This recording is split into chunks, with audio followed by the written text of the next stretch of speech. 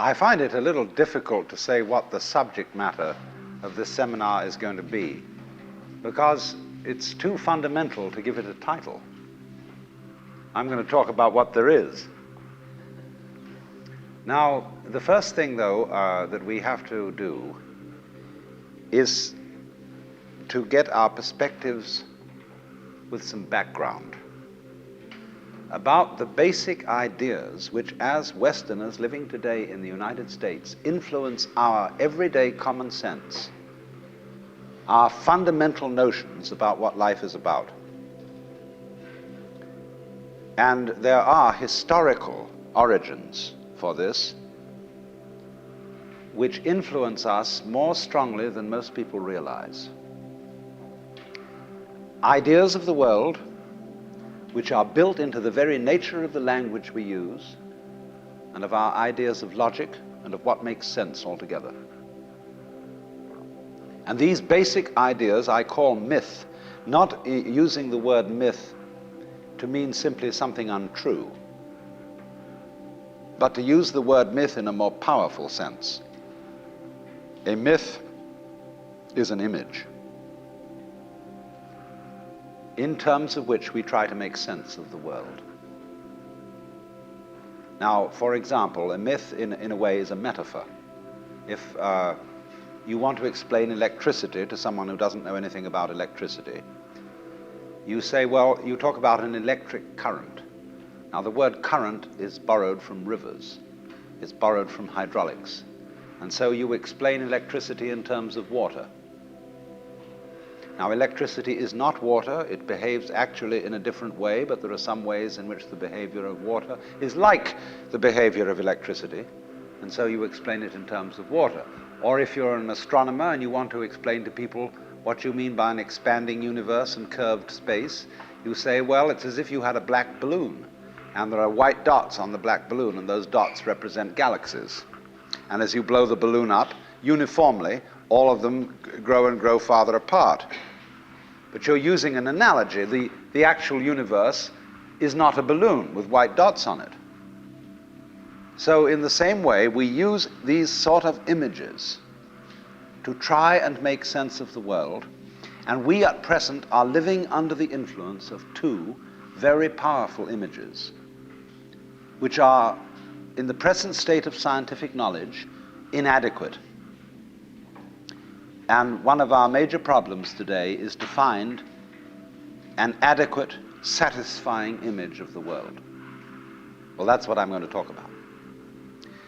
And I'm going to go further than that, not only what image of the world to have, but how we can get our sensations and our feelings in accordance with the most sensible image of the world that we can manage to conceive. All right, now, the two images which we have been working under for 2,000 years and maybe more are what I would call two models of the universe, and the first is called the ceramic model, and the second, the fully automatic model. The ceramic model of the universe is based on the book of Genesis, from which Judaism, Islam, and Christianity derive their basic picture of the world. And the image of the world in the book of Genesis is that the world is an artifact. It is made. As a potter takes clay and forms pots out of it, or as a carpenter takes wood and makes tables and chairs out of it. Don't forget, Jesus is the son of a carpenter, and also the Son of God. So the image of God and of the world is based on the idea of God as a technician, potter, carpenter, architect, who has in mind a plan and who fashions the universe in accordance with that plan. So basic to this image of the world is the notion, you see, that the world consists of stuff, basically. Primordial matter, substance, stuff. as pots are made of clay. Now, clay by itself has no intelligence. Clay does not of itself become a pot, although a good potter may think otherwise. Because if you were a really good potter, you don't impose your will on the clay. You ask any given lump of clay what it wants to become, and you help it to do that. And then you become a genius. But the ordinary idea I'm talking about is that simply clay is unintelligent. It's just stuff. And the potter imposes his will on it and makes it become whatever he wants. And so in the book of Genesis, the Lord God creates Adam out of the dust of the earth. In other words, he makes a clay figurine, and then he breathes into it, and it becomes alive, because the clay becomes informed. By itself it is formless, it has no intelligence, and therefore it requires an external intelligence and an external energy to bring it to life and to put some sense into it. And so in this way, we inherit a conception of ourselves as being artifacts, as being made, and it is perfectly natural in our culture for a child to ask its mother, "How was I made?" or "Who made me?" And this is a very, very powerful idea, but for example, it is not shared by the Chinese or by the Hindus. A Chinese child would not ask its mother, "How was I made?" A Chinese child might ask its mother, "How did I grow?" which is an entirely different procedure from making. You see, when you make something, you put it together, you arrange parts, or you work from the outside to the in, as a sculptor works on a stone or as the potter works on clay. But when you watch something growing, it works in exactly the opposite direction. It works from the inside to the outside. It expands, it burgeons, it blossoms, and it happens all over itself at once. In other words, the original simple form, say, of a living cell in the womb, progressively complicates itself. And that's the growing process, and it's quite different from the making process. But we have thought historically, you see, of the world as something made, the idea being that trees, for example, are constructions, just as tables and houses are constructions. And so there is, for that reason, a fundamental difference between the made and the maker. And this image, this ceramic model of the universe, originated in cultures where the form of government was monarchical, and where, therefore, the maker of the universe was conceived also at the same time in the image of the king of the universe. King of kings, Lord of lords, the only ruler of princes, who dost from thy throne behold all dwellers upon earth. I'm quoting the Book of Common Prayer.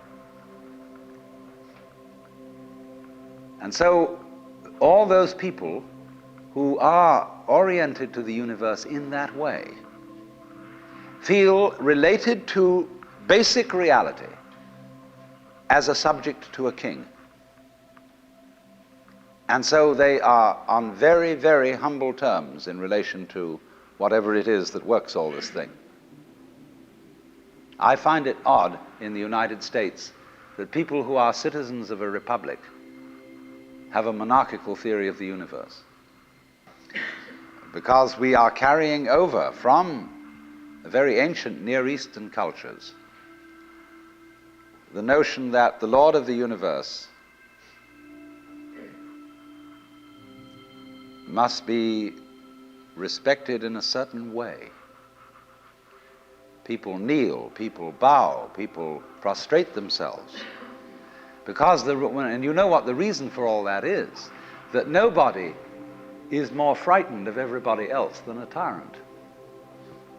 He sits with his back to the wall, and his guards on either side of him. And he has you face downwards on the ground because you can't use weapons that way. When you come into his presence, you don't stand up and face him because you might attack. And he has reason to fear that you might because he's ruling you all. And the man who rules you all is the biggest crook in the bunch. Because he's the one who's succeeded in crime. The other people are pushed aside because the criminals, the people we lock up in jail, are simply the people who didn't make it. So naturally, the real boss sits with his back to the wall and his henchmen on either side of him. And so when you design a church, what does it look like? A Catholic church with the altar as it used to be. It's changing now because the Catholic religion is changing. But the Catholic church has the altar with its back to the wall at the east end of the church. And there, the altar is the throne, and the priest is the chief vizier of the court, and he is making obeisance to the throne in front, but there is the throne of God, the altar. And all the people are facing it and kneeling down. And a great Catholic cathedral is called a basilica, from the Greek basileus, which means king. So a basilica is the house of a king. And the ritual of the Catholic Church is based on the court rituals of Byzantium. A Protestant church is a little different, but basically the same. The furniture of a Protestant church is based on a judicial courthouse. The pulpit. The judge in an American court wears a black robe. He wears exactly the same dress as a Protestant minister. And everybody sits in these boxes. Like there's a jury box, there's a box for the judge, there's a box for this, a box for that, and those are the pews in an ordinary kind of colonial type Protestant church. So both these kinds of churches, which have an autocratic view of the nature of the universe, decorate themselves, are architecturally constructed in accordance with political images of the universe. One is the king and the other is the judge, Your Honor. There's sense in this. When in court you have to refer to the judge as Your Honor, it stops the people engaged in litigation from losing their tempers and getting rude. There's a certain sense to that. But when you want to apply that image to the universe itself, to the very nature of life, it has limitations. For one thing, the idea of a difference between matter and spirit. This idea doesn't work anymore. Long, long ago, physicists stopped asking the question, what is matter? They began that way. They wanted to know, what is the fundamental substance of the world? And the more they asked that question, the more they realized they couldn't answer it. Because if you're going to say what matter is, you've got to describe it in terms of behavior. And that is to say, in terms of form, in terms of pattern.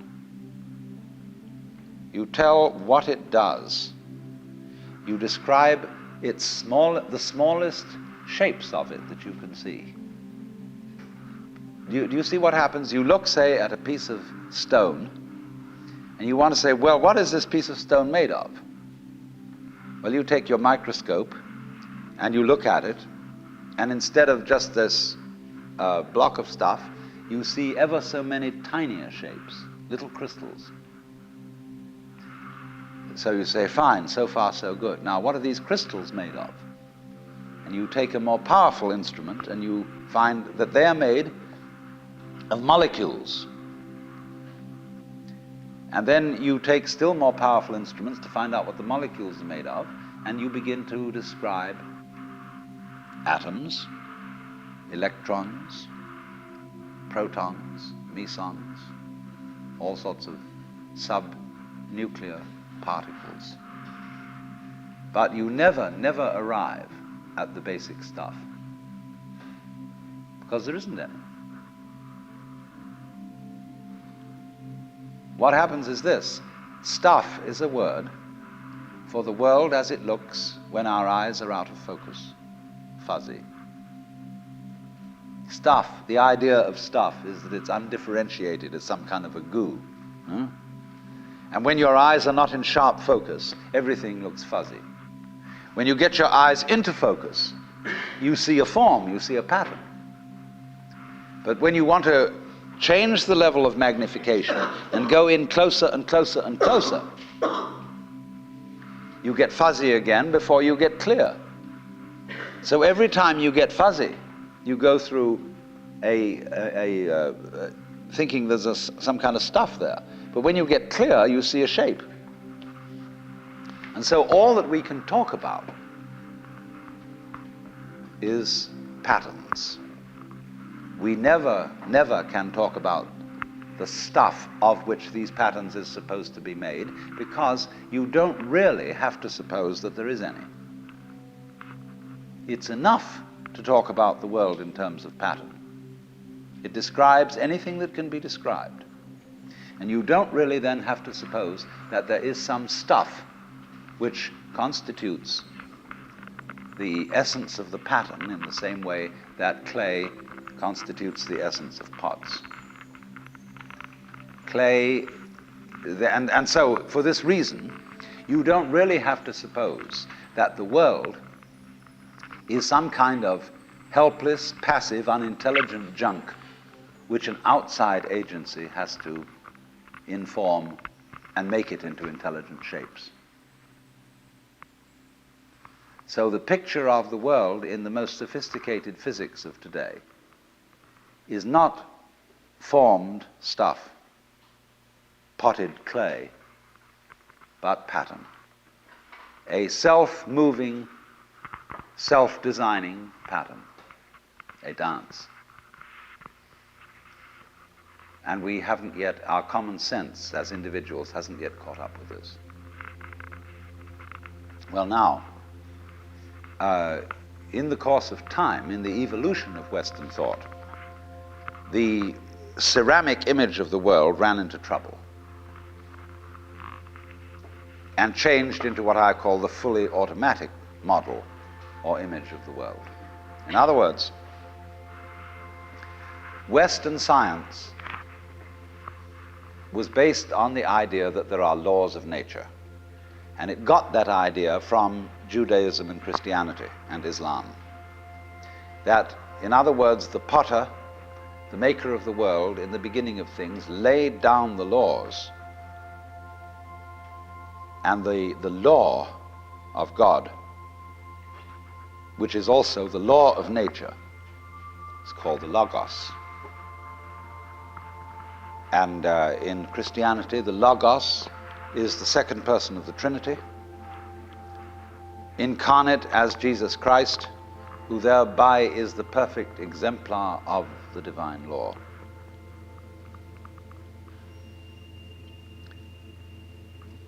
So we have tended to think of all natural phenomena as responding to laws, as if, in other words, the laws of the world were like the rails on which a streetcar or a tram or a train runs. And these things exist in a certain way, and all events respond to these laws. You know that limerick, there was a young man who said, "Damn, for it certainly seems that I am a creature that moves in determinate grooves. I'm not even a bus, I'm a tram."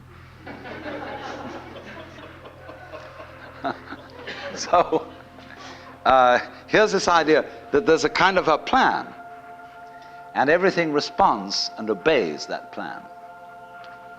Well, in the 18th century, Western intellectuals began to suspect this idea. What they suspected is whether there is a lawmaker, whether there is an architect of the universe. And they found out, or they reasoned, that you don't have to suppose that there is. Why? Because the hypothesis of God does not help us to make any predictions.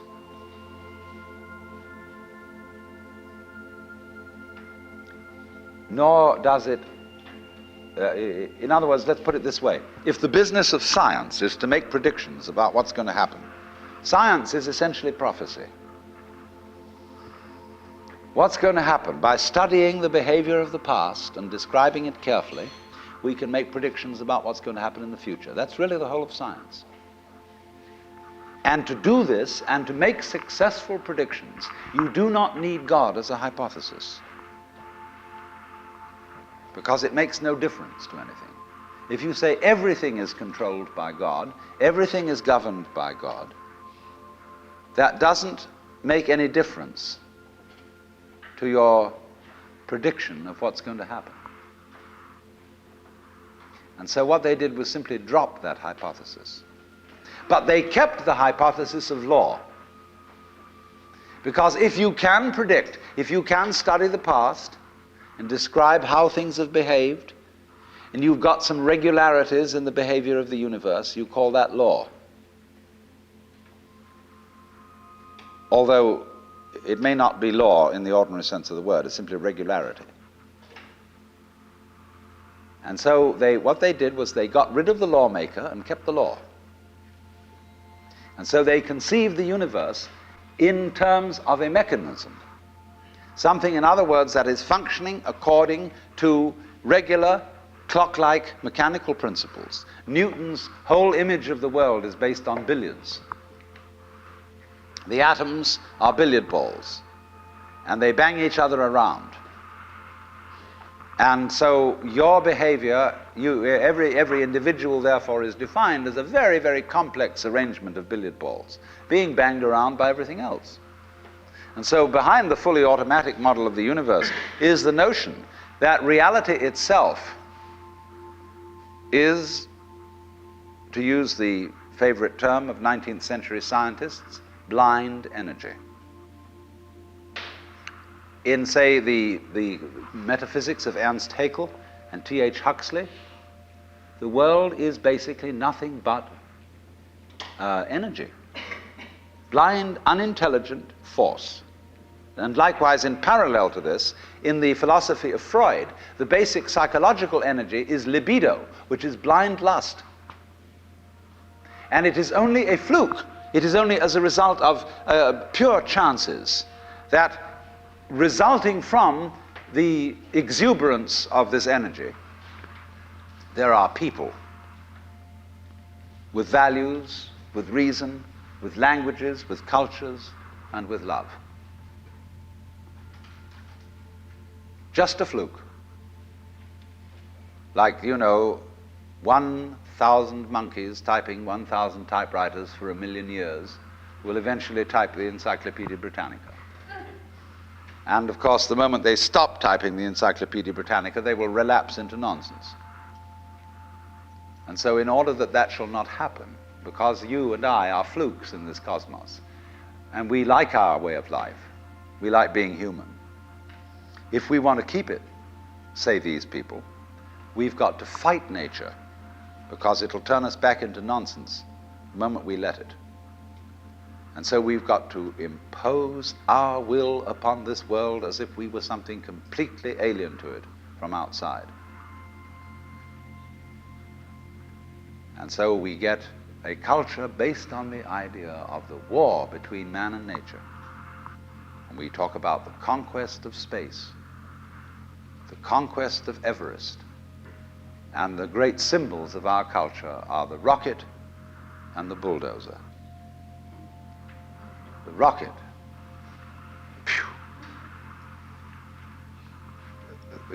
Compensation for the sexually inadequate male. Real libido. So we're going to conquer space. We're in space already, way out. If anybody cared to be sensitive and let what's outside space come to you, you can, if your eyes are clear enough. Aided by telescopes, aided by radio astronomy, aided by all the kind of sensitive instruments we can devise. We're as far out in space as we're ever going to get. But, sensitivity isn't the pitch. especially in the WASP culture of the United States, we define manliness in terms of aggression. You see, because we're a little bit frightened as to whether we are really men. And so we put on this great show of being a tough guy. It's completely unnecessary. If you have what it takes, you don't need to put on that show. And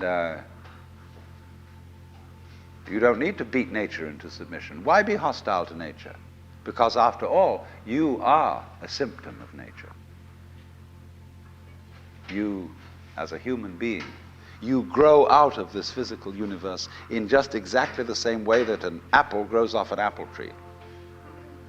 So let's say the tree which grows apples is a tree which apples, using apple as a verb. And a world in which human beings arrive is a world that peoples. And so the existence of people is symptomatic of the kind of universe we live in. You, as a human being, you grow out of this physical universe in just exactly the same way that an apple grows off an apple tree. So let's say the tree which grows apples is a tree which apples, using apple as a verb. And a world in which human beings arrive is a world that peoples. And so the existence of people is symptomatic of the kind of universe we live in. Just as spots on somebody's skin are symptomatic of chickenpox. Just as hair on a head is symptomatic of what's going on in the organism. But we have been brought up by reason of our two great myths, the ceramic and the fully automatic, not to feel that we belong in the world. So our popular speech reflects it. We say, I came into this world. You didn't, you came out of it. We say, face facts. We talk about encounters with reality, as if it was a head-on meeting of completely alien agencies. And the average person has the sensation that he is a somewhat that exists inside a bag of skin, a center of consciousness, which looks out at this thing, and what the hell is it going to do to me? You see? I recognize you, you kind of look like me, and I've seen myself in a mirror, and you look like you might be people. So maybe you're intelligent, maybe you can love too, and perhaps you're all right. Some of you are anyway. If you've got the right color of skin, or you have the right religion, or whatever it is, you're okay. But there are all those people over in Asia, Africa, and they may not really be people. When you want to destroy someone, you always define them as unpeople. So, but we have this hostility to the external world because of the superstition, the myth, the absolutely unfounded theory that you yourself exist only inside your skin. Now, I want to propose another idea altogether. You know, there are astronomers. There's two great theories going on in astronomy about the origination of the universe. One is called the explosion theory, and the other is called the steady state theory. The steady state people say there never was a time when the world began. It's always expanding, yes, but always as a result of free hydrogen in space. With the free hydrogen coagulates and makes new galaxies. But the other people say there was a primordial explosion, an enormous bang millions of years ago, billions of years ago, which flung all the galaxies into space. Well, let's take that just for the sake of argument and say that was the way it happened. It's like you took a bottle of ink and you threw it at a wall. Smash, and all that ink spreads. And in the middle, it's dense, isn't it?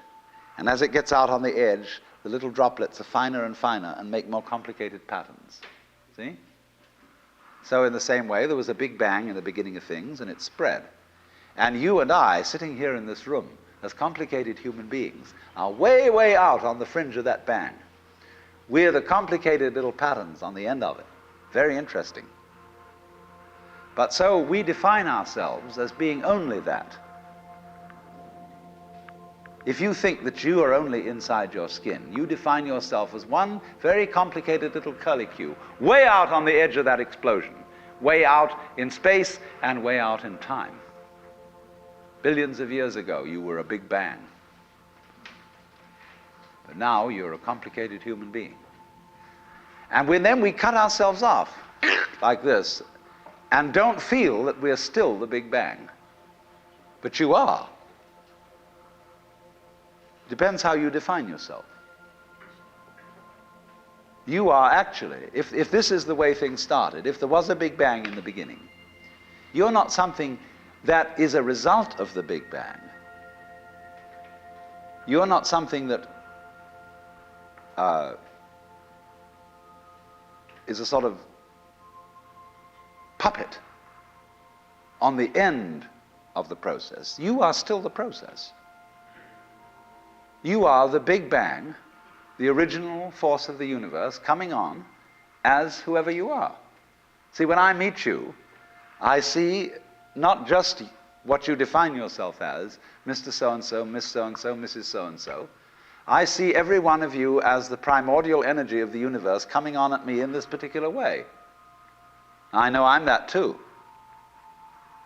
But we've learned to define ourselves as separate from it.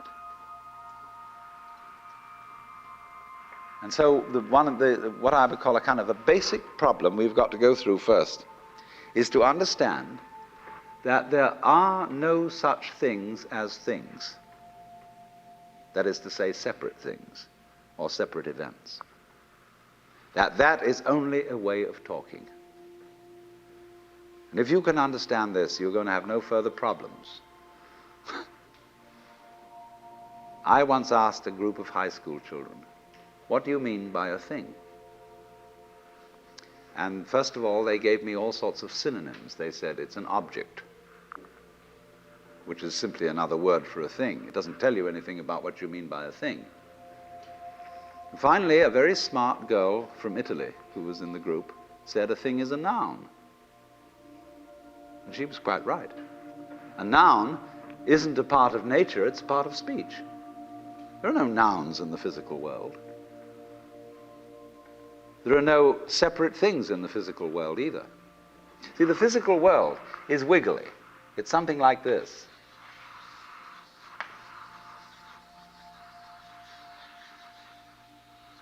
Maybe that's a cloud.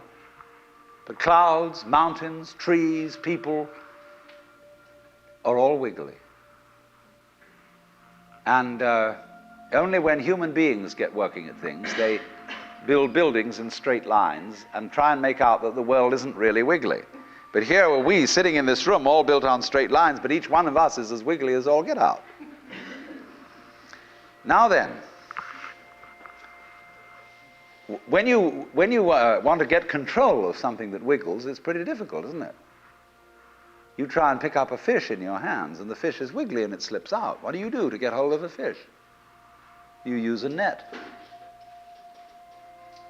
And so the net is the basic thing we have for getting hold of the wiggly world.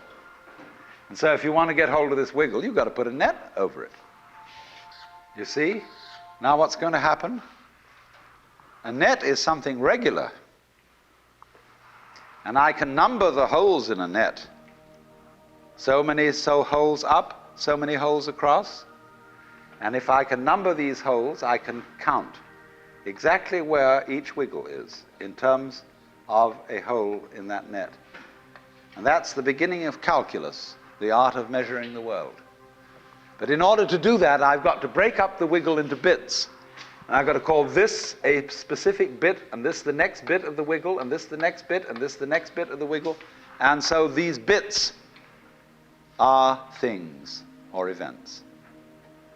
Bits of wiggles, which I mark out in order to talk about the wiggle, in order to measure it, and therefore in order to control it. But in nature, in fact, in the physical world, the wiggle isn't bitted. Like you don't get a cut-up fryer out of an egg. But you have to cut the chicken up in order to eat it. You bite it. But it doesn't come bitten.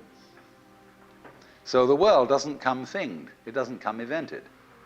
You and I are all as much continuous with the physical universe as a wave is continuous with the ocean. The ocean waves, and the universe peoples.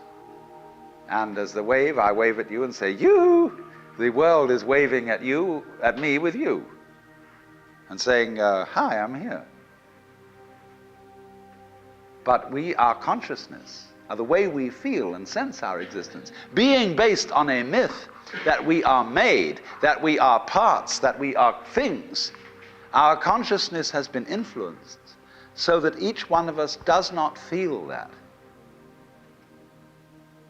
We feel we have been hypnotized, literally hypnotized, by social convention into feeling and sensing that we exist only inside our skins, that we are not the original bang, but just something out on the end of it.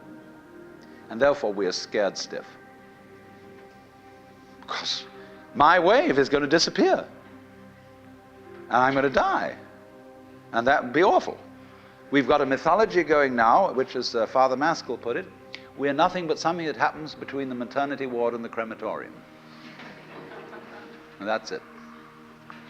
And therefore everybody feels unhappy and miserable. You know, this is what people really believe today. You may go to church, you may say you believe in this, that, and the other, but you don't. Even Jehovah's Witnesses, who are the most fundamentalists, they're polite when they come round and knock at the door. But if you really believed in Christianity, you would be screaming in the streets. But nobody does. You would be taking full-page ads in the paper every day. You would have the most terrifying television programs. The churches would be going out of their minds if they really believe what they teach. But they don't. They think they ought to believe what they teach. They believe they should believe, but they don't believe it, because what we really believe is the fully automatic model. And that is our basic, plausible common sense. You are a fluke. You are a separate event. And you run from the maternity ward to the crematorium, and that's it, baby. That's it. Now, why does anybody think that way? There's no reason to, because it isn't even scientific. It's just a myth. And it's invented by people who wanted to feel a certain way. They want to play a certain game. See, the game of God got embarrassing. The idea of God as the potter, the architect of the universe, is good, and it makes you feel that life is, after all, important. There is someone who cares. It has meaning, it has sense, and you are valuable in the eyes of the Father. But after a while, it gets embarrassing. When you realize that everything you do is being watched by God. He knows your tiniest, inmost feelings and thoughts, and you say after a while, quit bugging me. I don't want you around. So you become an atheist, just to get rid of it. Then you feel terrible after that, because you got rid of God, but that means you got rid of yourself. You're just nothing but a machine. And your idea that you're a machine is just a machine too. So if you're a smart kid, you commit suicide. Camus said there is only really one serious philosophical question, which is whether or not to commit suicide. I think there are 4 or 5 serious philosophical questions. The first one is, who started it? The second is, are we going to make it? The third is, where are we going to put it? The fourth is, who's going to clean up? And the fifth, is it serious?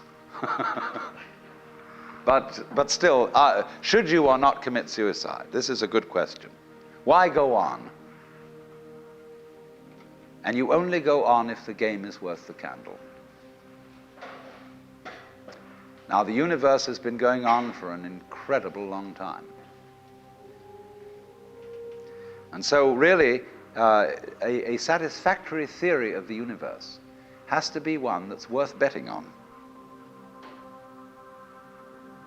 It seems to me, absolutely elementary common sense. If you make a theory of the universe which isn't worth betting on, why bother? Just commit suicide. But if you want to go on playing the game, you've got to have an optimal theory for playing the game. Otherwise, there's no point in it. But the people who coined the fully automatic theory of the universe were playing a very funny game.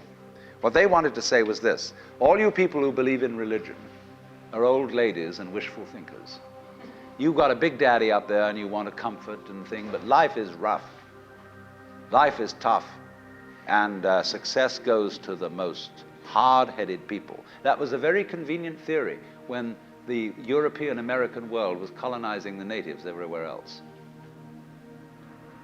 They said, we are the end product of evolution, and we're tough, see? I'm a big, strong guy because I face facts, and life is just a bunch of junk, and I'm going to impose my will on it and turn it into something else, you see? And I'm real hard. See, that's a way of flattering yourself. And so it has become academically plausible and fashionable that this is the way the world works. In academic circles, no other theory of the world than the fully automatic model is respectable. Because if you're an academic person, you've got to be an intellectually tough person. You've got to be prickly. See, there are basically two kinds of philosophy. One's called prickles, the other's called goo. And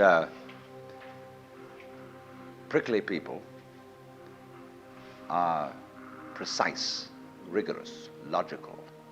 They like everything chopped up and clear. Goo people like it vague. For example, in physics, prickly people believe that the ultimate constituents of matter are particles. Goo people believe it's waves. And in philosophy, prickly people are logical positivists and goo people are idealists. And they're always arguing with each other. But what they don't realize is that neither one can take his position without the other person. Because you wouldn't know you advocated prickles unless there was somebody else advocating goo. You wouldn't know what a prickle was unless you knew what goo was. Because life is not either prickles or goo, it's gooey prickles and prickly goo. They go together like back and front, male and female. And that's the answer to philosophy. See, I'm a philosopher, and I'm not going to argue very much, because if you don't argue with me, I don't know what I think. So if we argue, I say thank you, because owing to the courtesy of your taking a different point of view, I understand what I mean, so I can't get rid of you. But however, you see, this whole idea that the universe is just nothing at all but unintelligent force playing around and not even enjoying it is a put-down theory of the world. People who had an advantage to make, a game to play, by putting it down and making out that because they put the world down, they were a superior kind of people. So that just won't do. We've had it. Because if you seriously go along with this idea of the world, you're what is technically called alienated. You feel hostile to the world. You feel that the world is a trap. It is a mechanism, it's electronic and neurological mechanisms into which you somehow got caught. And you, poor thing, have to put up with being in a body that's falling apart and that gets cancer, that gets the Great Siberian Itch, and it's just terrible. And these mechanics, doctors are trying to help you out, but they really can't succeed in the end. And you're just going to fall apart, and it's a grim business, and it's too bad. So if you think that that's the way things are, you may as well commit suicide right now.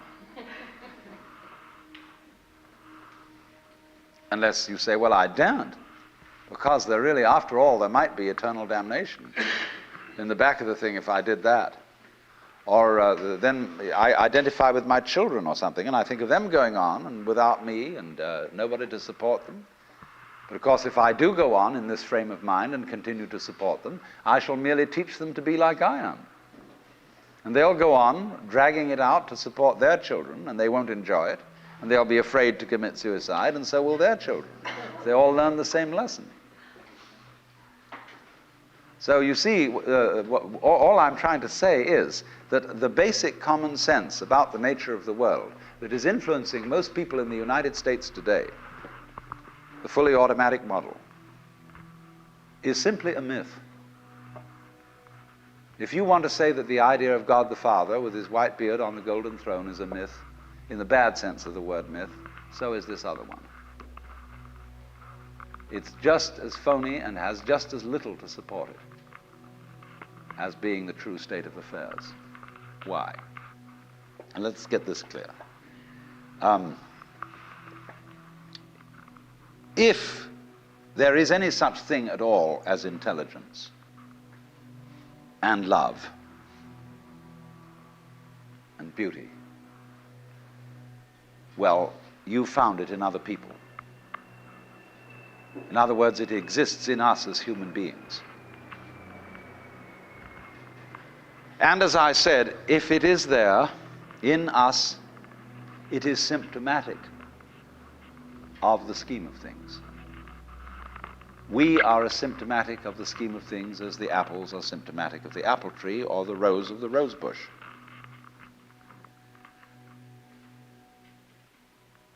The earth is not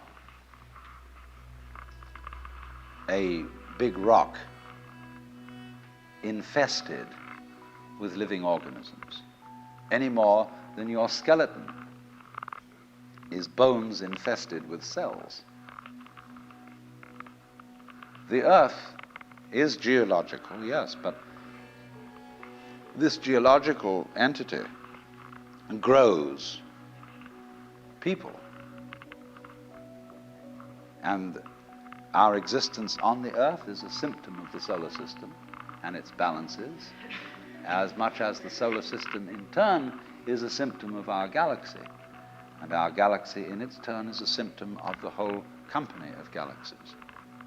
Goodness only knows what that's in. But you see, when as a scientist you describe the behavior of a living organism,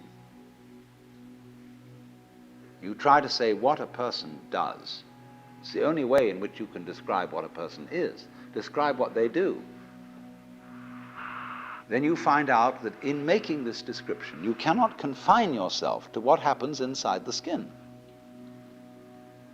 In other words, you can't talk about a person walking unless you start describing the floor. Because when I walk, I don't just dangle my legs in empty space. I move in relationship to a room. And so in order to describe what I'm doing when I'm walking, I have to describe the room. I have to describe the territory. So in describing my talking at the moment, I can't describe this just as a thing in itself because I'm talking to you. And so what I'm doing at the moment is not completely described unless your being here is described also. So if that is necessary, if in other words, in order to describe my behavior, I have to describe your behavior and the behavior of the environment, it means that we've really got one system of behavior. That what I am involves what you are. I don't know who I am unless I know who you are. And you don't know who you are unless you know who I am. There was a wise rabbi once said, if I am I because you are you, and you are you because I am I, then I am not I and you are not you. In other words, we are not separate. We define each other. We're all backs and fronts to each other. You know, you can't, for example, have two sticks. You lean two sticks against each other and they stand up because they support each other. Take one away and the other falls. Or you know, Ballantine beer trademark, also a symbol of the Holy Trinity, where there are three interlocked rings. If you pull one out, the other two separate. They interdepend. And so in exactly that way, we and our environment, and all of us and each other, are interdependent systems. We know who we are in terms of other people. We all lock together. And this is, again and again, the serious scientific description of how things happen. And to such an extent that any good scientist knows, therefore, that what you call the external world is as much you as your own body. Your skin doesn't separate you from the world. It's a bridge through which the external world flows into you, and you flow into it.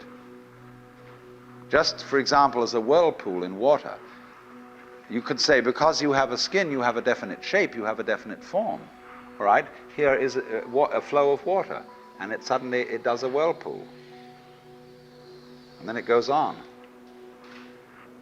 The whirlpool is a definite form, but no water stays put in it. The whirlpool is something the stream is doing. And exactly the same way, the whole universe is doing each one of us. And I see you today, and I recognize you tomorrow, just as I would recognize a whirlpool in a stream. I'd say, oh yes, I've seen that whirlpool before. It's just near so-and-so's house on the edge of the river, and it's always there. So in the same way, when I meet you tomorrow, I recognize you, you're the same whirlpool you were yesterday. But you're moving. The whole world is moving through you. All the cosmic rays, all the food you're eating, the stream of steaks and milk and eggs and everything is just flowing right through you. When you're wiggling the same way, the world is wiggling, the stream is wiggling you. But the problem is, you see, we haven't been taught to feel that way. The myths underlying our culture and underlying our common sense have not taught us to feel identical with the universe, but only parts of it, only in it, only confronting it, aliens. And we are, I think, quite urgently in need of coming to feel that we are the eternal universe, each one of us. Otherwise, we're going to go out of our heads. We're going to commit suicide, collectively, with courtesy of H-bombs. And, all right, supposing we do, well, that will be that, and there will be life making experiments on other galaxies. Maybe they'll find a better game.